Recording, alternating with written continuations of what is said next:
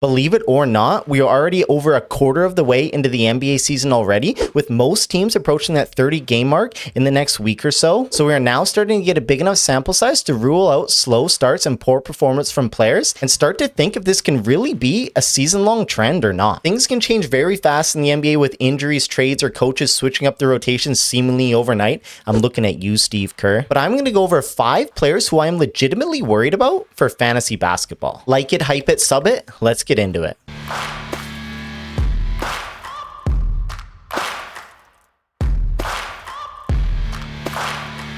Greatness means everything. Okay, first up, we're going to go with Kristaps Porzingis from the Atlanta Hawks. So one of the NBA poster boys for just never being able to stay healthy. I am happy I have no Porzingis stocks this year. I only have room for one injury-prone guy on my squad every year, and that's Mr. LaMelo Ball, who's just got me by the ball sack. Now, to be clear, I'm absolutely no doctor. Surprise to some people, I know. So I have no idea how POTS affects him, doesn't affect him, and there's no point speculating because only he and his medical team really knows. But it is not a good development. He's being shut down for another 2 weeks as he undergoes further testing and treatment. So back to basketball things. If Atlanta doesn't trade him, if they don't think he's a sunk cost and they want to keep him, they will want him healthy for playoffs, assuming they at least make the play-in, which I assume they will. But clearly, he just hasn't been able to put this issue behind him or just physically can't. This started last year back with Boston.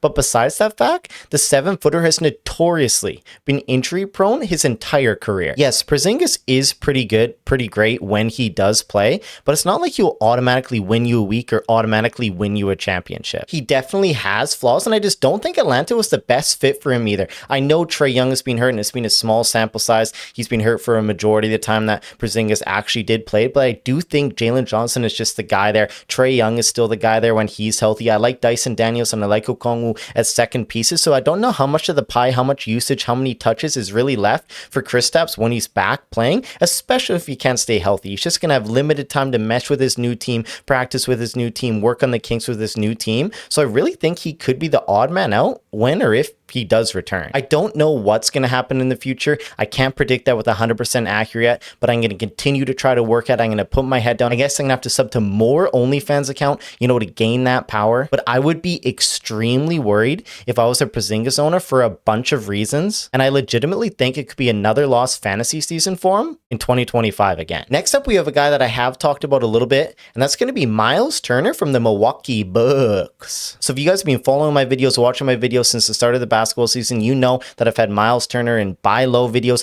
I've told people to stick with him. I've told people to trade for him.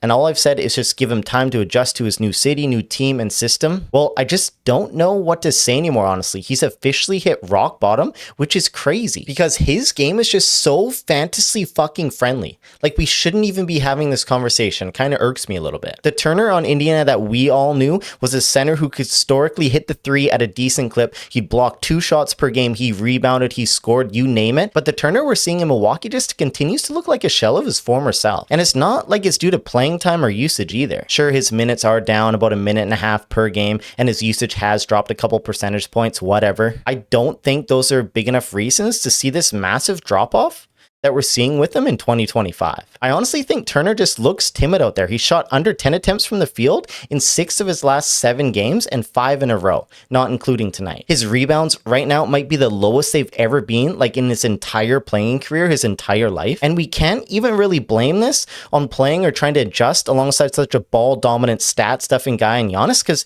really, Giannis has missed a ton of time lately. So it has just been Turner out there by himself. So there really isn't anyone to blame but Turner. So what's wrong? I have no idea. Maybe he's still struggling to adjust to a new system and coaching staff after being a lifelong Indiana Pacer. Maybe he's shooting more elbow extended threes instead of right at the top dead center like he was doing in Indiana if we look at his shot chart here. Either way, I can't believe I'm saying this, but I am really extremely worried this could be a lost year for him, especially with the Bucks looking to move on from Giannis. There could be a real lack of motivation for the rest of the season as he's already secured his bag in the summer, but maybe he gets traded, or the Giannis trade brings in new blood, new energy for this team, and he can turn this shit around. But let me be clear. Under no circumstances am I just straight up dropping Miles Turner like I've been seeing people do. Hell, I would even be open to buying him right now at rock bottom, but we can't give anybody of value. We're talking absolute dirt cheap right now. I am just very worried we might not get anything to the resemblance of the Turner from Indiana or the draft pick capital we used on him this year. Of course, I go to talk about him in this video and he finally looks like he's figured out his shot a little bit in the game tonight on Thursday, but still most of this still does apply. One okay game isn't going to change that from him. He needs to start stacking these games, baby. Stack them, Turner. Next up, we'll go with Ja Morant from the Memphis Grizzlies.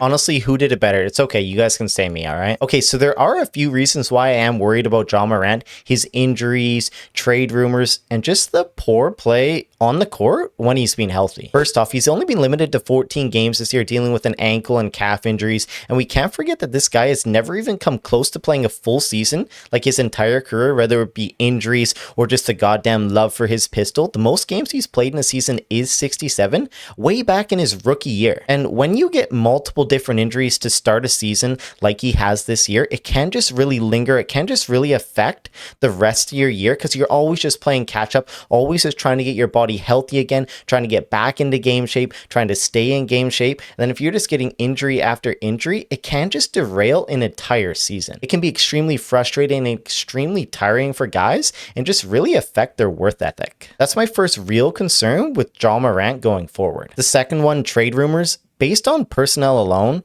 so like without wasting time trying to predict where he's going to get traded, who he's going to get traded for, yada, yada, yada, I do feel like that's kind of pointless because we just have no idea where he's going to go, who's coming back, who he's going to play with. You can speculate all we want, but we just won't know until it happens. But if we're just looking at the situation that he's currently in with Memphis right now, he has absolutely zero competition for touches, usage, minutes, whatever. He is the guy there. Everything does flow through him, flows out of his hands on the offensive end. So he is just set up for massive counting stat lines in Memphis, and there is no real reason that he ever should score under 20 points there unless he just has an absolute tragic shooting night, as he will be 20 plus shot attempts from the floor or at least close to it with his fair share of free throws. So why I'm saying this, why I just rambled on about that, is will this be necessarily the case on a new team? If I had to guess, probably not. Some team trading for him is probably in more of a win now situation. So most likely they have another couple studs on that roster. And sometimes it can help the guy getting down to a 2 or a number 3 on the offensive end. Or other times it really can suppress their value. Again, nobody knows, but it is something to think about. And then lastly, Morant on the court just has looked off this year. I wonder if all these injuries over the years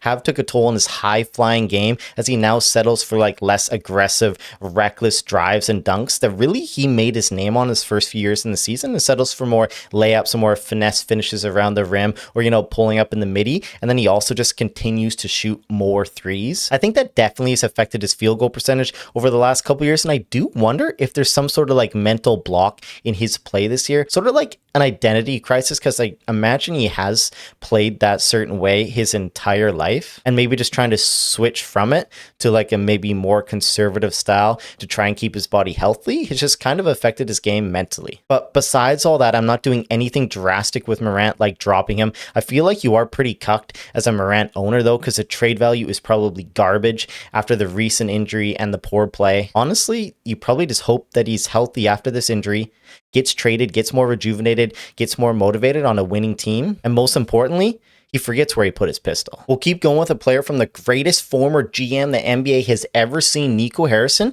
with Anthony Davis from the Dallas Mavericks. So with Davis, it's not so much about his play when he's on the court. I know he has been a little bit more inconsistent or not as good as we've seen from in years past in that Dallas system this year. It's just more about his team situation going forward, his injury history, and potential trade rumors. So for the team situation, the Dallas Mavericks just aren't that good. They aren't going to do anything this year. Their main focus will be and should be, or at least I hope it will be, developing Cooper Flagg. They are a play-in team at best if things fall well, and that's if Davis plays 65 plus games for them this year, which is a massive if. Davis will almost be certainly shut down by Dallas at some point in the second half, either by a phantom injury or just resting, not playing any back-to-backs, something like Utah did last year with their main studs, and just being practically unusable anyways. So that's my first real concern. I don't think this team's getting saved by Kyrie Irving in the second half of the year. I honestly don't think he's coming back, the more and more this Dallas Maverick team loses, I think the less likely it's going to be that we actually see Irving take the floor this year. But who knows? I could be wrong. The second thing, which everyone just knows about, is his injury history. Pretty self-explanatory. The guy is just never healthy. And him being on a team with just absolutely no championship aspirations, he has no real reason to play through any minor injury or any minor ailment, and he won't rush back until he's completely healthy. There's just nothing to play for. Davis is under contract until 2028.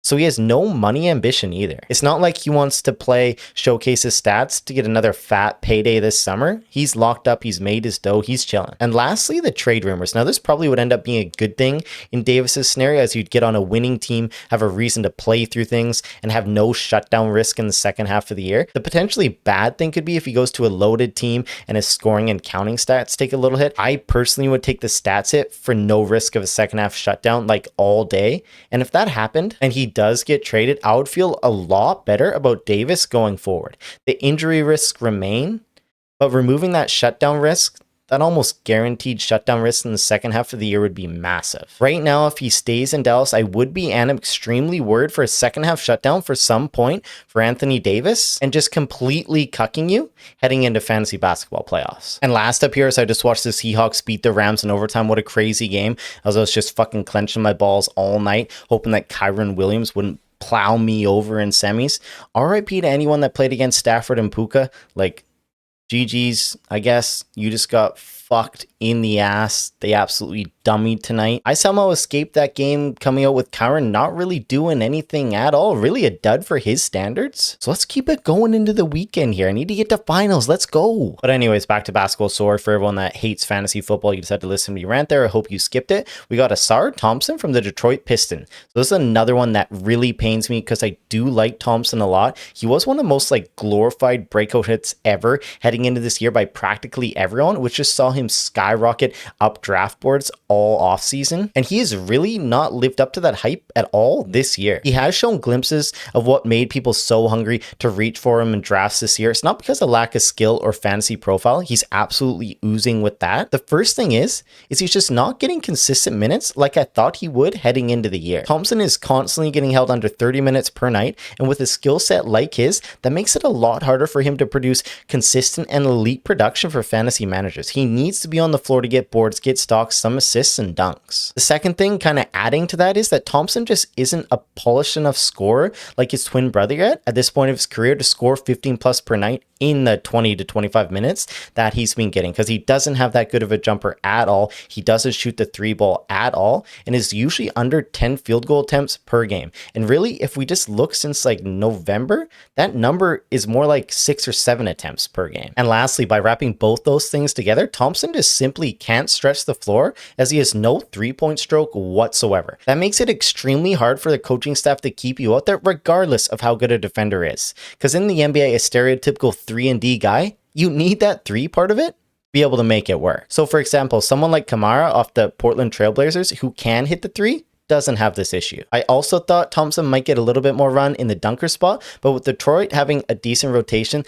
they opt for more spacing, and that really does hurt Thompson's playing time. Having both Duren and Thompson on the floor, that really shrinks it, really shortens it up, and that's just super tough for NBA teams to do in today's NBA. Now, don't get me wrong, I still think Thompson has an unbelievable fantasy skill set and profile, and he has been solid. It's just not at all what people were expecting drafting him coming into the year, myself included. The breakout train has definitely derailed, and I don't know if I see it fully getting back on track this year. He needs to develop his offensive side more. He needs to get a better jumper. He needs to get some sort of a three-point game to be able to keep himself on the floor and let his defensive side shine. I'm worried about it, and it's a bummer. All right, I think that's it for this video. I appreciate you guys watching. If you aren't subbed, make sure you hit that button, hit that thumbs up, hype it, like it, leave a comment down below, do everything, anything, it all helps. Again, I'll try to reply to every single comment every video. I hope you guys have a good rest of your day, night, wherever you are, and I'll see you guys real soon.